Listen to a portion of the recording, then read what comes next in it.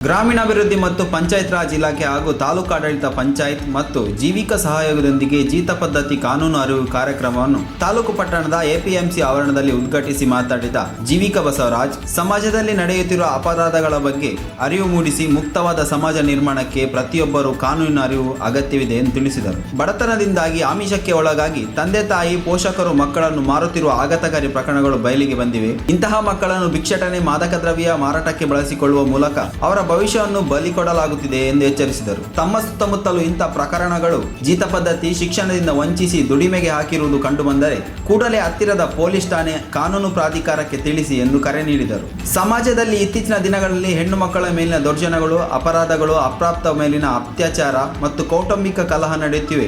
ಇಂತಹ ಸಮಸ್ಯೆಗಳಲ್ಲಿ ಇರುವವರಿಗೆ ಪ್ರಾಧಿಕಾರ ಉಚಿತ ಕಾನೂನು ನೆರವು ನೀಡಲಿದೆ ಎಂದು ತಿಳಿಸಿದರು. ಅಧ್ಯಕ್ಷತೆ ವಹಿಸಿದ ತಾಲೂಕ್ ಪಂಚಾಯತ್ ಸಂಯೋಜನಾಧಿಕಾರಿ ಮಹದೇವ ಸ್ವಾಮಿ ಮಾತಾಡಿ, ಕಡ್ಡಾಯ ಶಿಕ್ಷಣ ಕಾನೂನಾಗಿದೆ. ಶಿಕ್ಷಣದಿಂದ ವಂಚಿತರನ್ನು ಹುಡುಕಿ ಅವರನ್ನು ಶಾಲೆಗೆ ಕರೆತರುವ ಕೆಲಸ ನಡೆದಿದೆ. ಪಠ್ಯಕ್ರಮದಲ್ಲೂ ದೈನಂದಿನ ಕಾನೂನುಗಳ ಬಗ್ಗೆ ತಿಳಿಸುವ ಕೆಲಸ ನಡೆಯಬೇಕು ಎಂದು ತಿಳಿಸಿದರು. ಈ ಸಂದರ್ಭದಲ್ಲಿ ತಾಲೂಕು ಸಂಚಾಲಕ ಚಂದ್ರಶೇಖರ್ ಮೂರ್ತಿ, ಗ್ರೇಡ್ 2 ತಹಶೀಲ್ದಾರ್ ಪರಮೇಶ್ ಮೂರ್ತಿ, ಕಾರ್ಮಿಕ ಇಲಾಖೆ ಅಧಿಕಾರಿ ಶಶಿಧರ್, ಸಮಾಜ ಕಲ್ಯಾಣ ಪರಿಶಿಷ್ಟ ವರ್ಗದ ಅಧಿಕಾರಿ ನಾರಾಯಣಸ್ವಾಮಿ, ಸಮಾಜ ಕಲ್ಯಾಣ ಇಲಾಖೆ ಅಧಿಕಾರಿ ರಾಮಸ್ವಾಮಿ, ರೇಷ್ಮೆ ಇಲಾಖೆ ಅಧಿಕಾರಿ ಬಸವರಾಜ್, ಕೃಷಿ ಕಾರ್ಮಿಕ ಒಕ್ಕೂಟದ ರಾಜ್ಯಾಧ್ಯಕ್ಷ ಮಹದೇವ್, ಜೀವಿಕಾ ಮಹೇಶ್ ಮುಳ್ಳೂರು, ಗುರುರಾಜ್ ಸಿರಸ್ತೆದಾರ್, ಮುಜೀಫ್, ಪಿಡಿಒಗಳಾದ ಪ್ರಕಾಶ್, ಶಿಲ್ಪಾ, ಚನ್ನಪ್ಪ, ಭಾಗ್ಯ, ನಾಗರಾಜ್, ಯೋಗೇಂದ್ರ, ನಾಗೇಂದ್ರ, ನರಸಿಂಹ ಶೆಟ್ಟಿ, ಅಂಗನವಾಡಿ ಮತ್ತು ಆಶಾ ಕಾರ್ಯಕರ್ತರು ಭಾಗಿಯಾಗಿದ್ದರು. ವರದಿ ಚಂದ್ರಾದನೂರು. ಗುರುತಿಸುವ ವಿಧಾನ ಹಾಗೂ ಸರ್ಕಾರದ ವಿವಿಧ ಇಲಾಖೆಗಳಿಂದ ಸಮಗ್ರ ಪುನರ್ವಸತಿ ಕಲ್ಪಿಸುವ ನಿಟ್ಟಿನಲ್ಲಿ ಈ ದಿನದ ಒಂದು ದಿನದ ಕಾರ್ಯಾಗಾರವನ್ನು ಚಿಕ್ಕ ತಾಲೂಕಾದರೂ ಕೂಡ ಚೊಕ್ಕವಾಗಿ ಏನು ಇವತ್ತು ಇರ್ತಕ್ಕಂಥ ಅಧಿಕಾರಿಗಳ ಇತಿಮಿತಿಯಲ್ಲಿ ಅವ್ರಿಗೆ ಹೇಗೆ ನಾವು ಮಾಹಿತಿ ಕೊಟ್ಟು ಸಮಾಜದ ಕಟ್ಟಕಡೆ ವ್ಯಕ್ತಿಗಳಾದ ಜೀತದಾಳುಗಳನ್ನ ನಾವು ಹೇಗೆ ಸಮಾಜದ ಮುಖ್ಯವಾಹಿನಿಗೆ ತರ್ಬೋದು ಅನ್ನೋ ಮುಖ್ಯ ಉದ್ದೇಶದಿಂದ ಮಾನ್ಯ ತಹಸೀಲ್ದಾರ್ ಮತ್ತು ಮಾನ್ಯ ಇವರವರ ನೇತೃತ್ವದಲ್ಲಿ ಇವತ್ತು ಸರಗೂರು ತಾಲೂಕಿನ ಎಲ್ಲ ಅಧಿಕಾರಿಗಳು ಈ ಒಂದು ಕಾರ್ಯಾಗಾರವನ್ನು ಆಯೋಜನೆ ಮಾಡಿದ್ದಾರೆ. ಹಾಗಾಗಿ ಮತ್ತು ಈ ಕಾರ್ಯಾಗಾರಕ್ಕೆ ಆಗಮಿಸಿರ್ತಕ್ಕಂಥ ಎಲ್ಲ ತಾಲೂಕು ಮಟ್ಟದ ಗೌರವಾನ್ವಿತ ಅಧಿಕಾರಿಗಳಿಗೆ ಮತ್ತು ಈ ಕಾರ್ಯಾಗಾರದಲ್ಲಿ ಭಾಗವಹಿಸಿರ್ತಕ್ಕಂಥ ಎಲ್ಲ ಪಂಚಾಯಿತಿ ಅಭಿವೃದ್ಧಿ ಅಧಿಕಾರಿಗಳು, ಗ್ರಾಮ ಲೆಕ್ಕಿಗರು, ರಾಜಸ್ವ ನಿರೀಕ್ಷಕರು ಮತ್ತು ಎಲ್ಲ ನಮ್ಮ ಆಶಾ ಮತ್ತು ಅಂಗನವಾಡಿ ಕಾರ್ಯಕರ್ತರಿಗೆ ನಾನು ಮೊದಲನೇದಾಗಿ ಸ್ವಾಗತವನ್ನು ಬಯಸ್ತಾ, ಬಟ್ ನಿಮ್ಗೆ ಇವತ್ತು ಏನು ಕಾರ್ಯಾಗಾರ ಅಥವಾ ಯಾವ ಉದ್ದೇಶಕ್ಕೆ ಬಂದಿದ್ದೀರಿ ಅಂತ ಗೊತ್ತಿದೆಯಾ? ಯಾವುದು? ಜೀತ ಪದ್ಧತಿ. ಓಕೆ, ಬಹಳ ಸಂತೋಷ. ಬಟ್ ಬ್ರೀಫ್ ಆಗಿ ಪ್ರತಿಯೊಬ್ಬರು ಕೂಡ ನೀವು ಎಲ್ಲಿಂದ ಬಂದಿದ್ದೀರನ್ನ ಒಂದೊಂದು ಚುಟುಕಾಗಿ ಪರಿಚಯ ಮಾಡ್ಕೊಳ್ಳೋಕ್ಕೆ ಹಾಗೆಯೇ ನಮ್ಮ ತಾಲೂಕು ಮಟ್ಟದಲ್ಲಿ ಎಲ್ಲ ಅಧಿಕಾರಿಗಳು ಮತ್ತು ಕಾರ್ಯಕರ್ತರು ಸ್ಥಳೀಯವಾಗಿ ಕಾರ್ಯಕ್ಷೇತ್ರದಲ್ಲಿ ಕೆಲಸ ಮಾಡ್ತಕ್ಕಂಥ ಅಧಿಕಾರಿಗಳಿಗೆ ಈ ಜೀತ ಕಾನೂನು ಕುರಿತು ನಾವೊಂದು ಕಾರ್ಯಾಗಾರ ನಡೆಸಬೇಕಂತೇಳಿ ನಮ್ಮ ಮಾನ್ಯ ತಹಸೀಲ್ದಾರ್ ಮತ್ತು ಇವರು ತೀರ್ಮಾನ ಮಾಡಿದಂತೆ ಇವತ್ತು ಈ ಒಂದು ಕಾರ್ಯಾಗಾರನ ಆಯೋಜನೆ ಮಾಡಿದ್ದೀವಿ. ಬಹುಶಃ ಈ ಕಾರ್ಯಾಗಾರದಲ್ಲಿ ಇದುವರೆಗೆ ಯಾರಾದರೂ ಕೂಡ ಭಾಗವಹಿಸೋರು ಇದ್ದೀರಾ? ಯಾರಾದರೂ ಭಾಗವಹಿಸಿದ್ದೀರಾ? ಕಾರ್ಯಕ್ಕೆ ಹೋಗೋಕ್ಕೂ ಮುನ್ನ ಇಲ್ಲಿ ಯಾವುದೋ ನಮಗೆ ಗೊತ್ತಿದೆ ನಿಮಗೆ ಹೇಳ್ತಾ ಇದ್ದೀವಿ ಅನ್ನೋದಕ್ಕಿಂತ ನಾವೊಬ್ಬರು ಪರಸ್ಪರ ಏನಿವತ್ತು ಸಮಾಜದ ಅನಿಷ್ಟ ಪದ್ಧತಿಗಳೊಂದಾದ ಈ ಜೀತ ಪದ್ಧತಿ ಏನಿದೆ, ಈ ಪದ್ಧತಿ ಯಾವ ರೀತಿ ಇನ್ನೂ ಕೂಡ ರೂಢಿಗತವಾಗಿದೆ, ಈ ಪದ್ಧತಿನ ನಾವು ಯಾವ ರೀತಿ ಸಂವಿಧಾನದ ಆಶಯದ ಪ್ರಕಾರ ನಿರ್ಮೂಲನೆ ಮಾಡಿ ಆ ಪದ್ಧತಿಯಲ್ಲಿ ಇರ್ತಕ್ಕಂಥವ್ರನ್ನ ಸಮಾಜದ ಮುಖ್ಯವಾಹಿನಿಗೆ ತರಬೇಕಾದ್ರೆ ನಮ್ಮ ಎಲ್ಲರ ಜವಾಬ್ದಾರಿ ಏನು ಅನ್ನೋದ್ರ ಬಗ್ಗೆ ನಾವು ಒಬ್ರಿಗೊಬ್ರು ಪರಸ್ಪರ ಚರ್ಚೆ ಮಾಡೋದ್ರ ಮುಖಾಂತರ ಅರ್ಥ ಮಾಡ್ಕೊಳ್ತಕ್ಕಂಥದ್ದೇ ಇವತ್ತಿನ ಈ ಒಂದು ಕಾರ್ಯಾಗಾರ ಅಲ್ಲ, ಸಂವಾದ ಕಾರ್ಯಕ್ರಮದ ಮುಖ್ಯ ಉದ್ದೇಶ.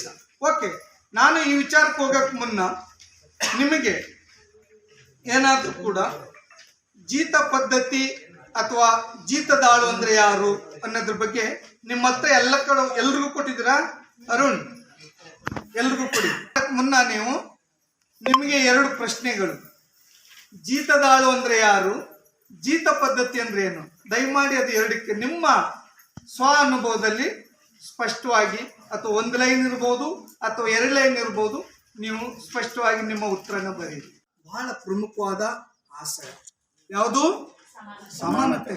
ಸಂವಿಧಾನದಲ್ಲಿ ಪ್ರಮುಖವಾಗಿ ಬರ್ತಕ್ಕಂಥದ್ದು ಆಲ್ ಆರ್ ಈಕ್ವಲ್ ಜಸ್ಟಿಸ್ ಅಂತ ಏನು ಹೇಳ್ತೀವಿ, ಎಲ್ರಿಗೂ ಕೂಡ ಒಂದು ಸಮಾನತೆ ಕೊಡಬೇಕು. ಮಹಿಳೆಯರು, ಪುರುಷರು, ಬಡವ, ಬಲ್ಲಿದ, ಶ್ರೀಮಂತ ಅನ್ನೋದು ಕಾಣದೆ ಎಲ್ಲರೂ ಕೂಡ ಅದೇ ಆದ ವ್ಯಕ್ತಿಗೆ ಪ್ರತಿಯೊಬ್ಬರಿಗೂ ಕೂಡ ನಾವು ಸಮಾನತೆಯಿಂದ ಅವ್ರಿಗೆ ಗೌರವ ಕೊಡಬೇಕು ಅಂತ ಹೇಳಿನೇ ಅಸಮಾನತೆಯ ವಿರುದ್ಧವಾಗಿ ಸಂವಿಧಾನದಲ್ಲಿ ಯಾವುದನ್ನು ತಂದ್ರು? ಸಮಾನತೆಯನ್ನು ತಂದ್ರು. ಇವತ್ತು ಆ ಸಮಾನತೆ ಇರೋದ್ರಿಂದನೇ ನಾವೆಲ್ಲರೂ ಕೂಡ ಅದು ಯಾವುದೇ ವರ್ಗ ಆಗಿರಲಿ, ಯಾವುದೇ ಧರ್ಮದವರಾಗಿರಲಿ, ಪ್ರತಿಯೊಬ್ಬರನ್ನು ಕೂಡ ನಾವು ಸಮಾನವಾಗಿ ಕಾಣಬೇಕು ಅಂತ ಹೇಳಿ ಎಲ್ಲಾದ್ರೂ ಕೂಡ ನಾವು ರೈಟ್ಸ್ನ ನಾವು ಚಲನೆ ಮಾಡಕ್ಕೆ ಹೋಗ್ತೀವಿ ಅಂತ ಹೇಳಿದ್ರೆ ಅದಕ್ಕೆ ಮೂಲ ಆಧಾರ ಸ್ತಂಭನೇ ನಮ್ಮ ಸಂವಿಧಾನ. ಹೌದಲ್ಲ? ಓಕೆ, ಇನ್ನು ಲಾಸ್ಟ್ ಸಹೋದರತ್ವ. ಏಕೆ ಈ ಪದನ ತಂದ್ರು? ಸಹೋದರತ್ವ ಬರಕ್ ಮುನ್ನ ಹೇಗಿತ್ತು? ನಮ್ಮ ಭಾರತ ದೇಶದಲ್ಲಿ ವಿವಿಧತೆಯಲ್ಲಿ ಏಕತೆ ಅಂತ ಹೇಳಿ ಹಲವಾರು ಪಂಗಡಗಳು, ಹಲವಾರು ಧರ್ಮದವರು ಎಲ್ಲರೂ ಕೂಡ ಇದ್ರು ಕೂಡ ಎಲ್ಲರೂ ಕೂಡ ಜಾತಿಯ ಸಂಘರ್ಷ, ವರ್ಗ ಸಂಘರ್ಷ, ಕೋಮು ಗಲಭೆಗಳು, ಕೋಮು ದಳ್ಳೂರಿಗಳು ತುಂಬ ನಡೀತಾ ಇತ್ತು. ನಮ್ಮ ಭಾರತ ದೇಶದಲ್ಲಿ ನಾವೆಲ್ಲರೂ ಕೂಡ ಸಹೋದರಿತಿ ಇರಬೇಕು. ಅದು ಯಾವುದೇ ಜಾತಿಯವರು ಇರಲಿ, ಯಾವುದೇ ಧರ್ಮದವರು ಇರಲಿ, ಎಲ್ಲರನ್ನು ಕೂಡ ನಾವು ಯಾವ ರೀತಿಯಿಂದ ಕಾಣಬೇಕು? ಸಹೋದರತಿ ಕಾಣಬೇಕು. ಎಲ್ಲರೂ ಕೂಡ ನಾವು ಒಟ್ಟಾಗಿ ಅಣ್ಣ ತಮ್ಮದರಿಂದ ಭಾತೃತ್ವವನ್ನು ಬೆಳೆಸಬೇಕು ಅನ್ನೋ ಪರಿಕಲ್ಪನೆಯಿಂದ ನಮ್ಮ ಸಂವಿಧಾನದಲ್ಲಿ ಸಹೋದರತ್ವವನ್ನು ತಂದು ಎಷ್ಟು ಚೆನ್ನಾಗಿದೆ ಅಲ್ವಾ? ನಮ್ಮ ಸಂವಿಧಾನದ ಆಶಯಗಳು, ಸಂವಿಧಾನದ ಪ್ರಿಯಂಬಲು ಇದನ್ನ ಹೇಳಿದ್ರು. ಬಾಬಾ ಸಾಹೇಬ್ ಅಂಬೇಡ್ಕರ್ ಅವರು ತಮಗಾದಂಥ ಅವಮಾನಗಳು, ಅನ್ಯಾಯಗಳನ್ನ ಪ್ರತಿನಿತ್ಯ ನೀವು ಕೆಲವರು ಮಹಾನಾಯಕ ಧಾರಾವಾಹಿ ನೋಡ್ತಾ ಇರ್ಬೋದು, ಹೌದಲ್ಲ? ಅವ್ರಿಗಾದಂಥ ಅನ್ಯಾಯಗಳು, ಅವಮಾನಗಳು, ಶೋಷಣೆಗಳು, ದಬ್ಬಾಳಿಕೆಗಳು ಎಲ್ಲನೂ ಕೂಡ ನಿವಾರಿಸಬೇಕಾದ್ರೆ ನಮ್ಮ ಭಾರತ ದೇಶಕ್ಕೆ ಒಂದು ಪ್ರಬುದ್ಧ ಸಂವಿಧಾನ ಬೇಕು. ಆ ಸಂವಿಧಾನಕ್ಕೆ ಇವು 4 ಆಧಾರ ಸ್ತಂಭಗಳು ಇರಬೇಕು ಅಂತ ಹೇಳಿನೇ ನ್ಯಾಯ, ಸಮಾನತೆ, ಸ್ವಾತಂತ್ರ್ಯ, ಸಹೋದರತ್ವ ಈ ಸಂವಿಧಾನದ ಆಶಯಗಳಲ್ಲಿನೇ ಇವತ್ತು ನಮ್ಮ ಪ್ರಬುದ್ಧವಾದ ಸಂವಿಧಾನವನ್ನು ರಚನೆ ಮಾಡಿಕೊಟ್ರು. ಇದು ಸಂವಿಧಾನನ ಇವತ್ತು ನಿಮಗೆ ಗೊತ್ತಿದೆ, ದಿನನಿತ್ಯ ಪೇಪರಲ್ಲಿ ಟಿವಿಲಿ ನೋಡ್ತೀರಿ. ನಾವು ಬದಲಾವಣೆ ಕೊಡ್ತಿದ್ವಿ, ಬದಲಾವಣೆ ಮಾಡ್ತೀವಿ ಅಂತ ಹೇಳ್ಬೋದು. ಯಾವುದೇ ಬದಲಾವಣೆ ಮಾಡಿದ್ರು ಕೂಡ ಈ 4 ಅಂಶಗಳನ್ನ ಯಾವುದೇ ಕಾರಣಕ್ಕೂ ಬದಲಾವಣೆ ಮಾಡಕ್ಕೆ ಸಾಧ್ಯ ಇಲ್ಲ. ಸಾಧ್ಯ ಆಗ್ತದ? ಯಾರಾದ್ರೂ ನ್ಯಾಯ ಬೇಡ ಅನ್ನೋರು ಇದ್ದಾರ? ಸಮಾನತೆ ಬೇಡ ಅನ್ನೋರು ಇದ್ದಾರ? ಸ್ವಾತಂತ್ರ್ಯ ಬೇಡ ಅನ್ನೋರು ಇದ್ದಾರ? ನಾವೆಲ್ಲರೂ ಕೂಡ ಸಹೋದರತೆ ಬದುಕಬೇಕು ಅನ್ನೋರು ಇದ್ದಾರ? ಹಾಗಾಗಿ ಎಷ್ಟು ದೊಡ್ಡ ಯೋಚನೆ ಮಾಡಿ ಅದನ್ನ ಹಾಕಿರ್ಬೋದು ಸಂವಿಧಾನದ ಆಶಯಗಳು. ಪ್ರೇಮ ಇದು ಒಂದು ಅನಿಷ್ಟ ಪದ್ಧತಿ. ಇದನ್ನ ಸರ್ಕಾರ ಆಲ್ರೆಡಿ ಒಂದು ಬಾನೆಟ್ ಆಕ್ಟ್ ಮೂಲಕ ಅದನ್ನ ನಿರ್ಮೂಲನೆಗೊಳಿಸೋದಕ್ಕೆ ಕಾರ್ಯಕ್ರಮ ಕೈಗೊಂಡಿದೆ. ಅದರಲ್ಲೂ ಮುಖ್ಯವಾಗಿ ಈ ಒಂದು ನನಗೆ ಗೊತ್ತಿರೋಂಗೆ ಸುಮಾರು 15-20 ವರ್ಷದಿಂದ ನಮ್ಮ ಜೀವಿಕಾ ಸಂಘಟನೆಯವರು ಈ ಒಂದು ಜೀತ ಪದ್ಧತಿ ನಿರ್ಮೂಲನೆ ಬಗ್ಗೆ ಎಲ್ಲ ರಾಜ್ಯಾದ್ಯಂತ ಮತ್ತೆ ಆದರೆ ಎಸ್ಪೆಷಲಿ ನನಗೆ ಗೊತ್ತಿರೋಂಗೆ ನಮ್ಮ ತಾಲೂಕಿನಲ್ಲಿ ಪ್ರತಿ ಗ್ರಾಮಗಳಿಗೂ ಪ್ರತಿಯೊಂದು ಇದಕ್ಕೂ ಕೂಡ ಭೇಟಿ ಕೊಟ್ಟು ಜೀತ ಪದ್ಧತಿ ನಮ್ಮಲ್ಲಿ ನಾವು ಗಮನಿಸಿದಂಗೆ ನಮ್ಮ ತಾಲೂಕು ಈಗ ಉದಾಹರಣೆಗೆ ಈ ಜೀತ ಪದ್ಧತಿ ನಿಮ್ಮ ಮೆಚ್ಚಿನ ನಮ್ಮ ತುಮಕೂರು ಮಾಧ್ಯಮ 1 ವರ್ಷ ಪೂರೈಸಿದ ಈ ಸಂದರ್ಭದಲ್ಲಿ ನಮ್ಮ ತುಮಕೂರು ಮಾಧ್ಯಮ ನಿಮಗೆ ಧನ್ಯವಾದಗಳನ್ನ ತಿಳಿಸುತ್ತದೆ ಮತ್ತು ನಿಮ್ಮ ಪ್ರೀತಿಗೆ ಸದಾ ಚಿರಋಣಿಯಾಗಿರುತ್ತದೆ. ನೀವು ನಮ್ಮ ಮೇಲೆ ಇಟ್ಟ ನಂಬಿಕೆಯನ್ನು ಉಳಿಸುವ ಪ್ರಾಮಾಣಿಕ ಪ್ರಯತ್ನವನ್ನ ನಮ್ಮ ತಂಡ ಖಂಡಿತವಾಗಿಯೂ ಮಾಡುತ್ತದೆ. ಗೆಲುವಿನ ಹಾದಿಯಲ್ಲಿ ಸದಾ ನಮ್ಮ ಜೊತೆಯಾಗಿರಿ. ನಮ್ಮ ಚಾನೆಲ್ ಅನ್ನು ಸಬ್ಸ್ಕ್ರೈಬ್ ಮಾಡಿ.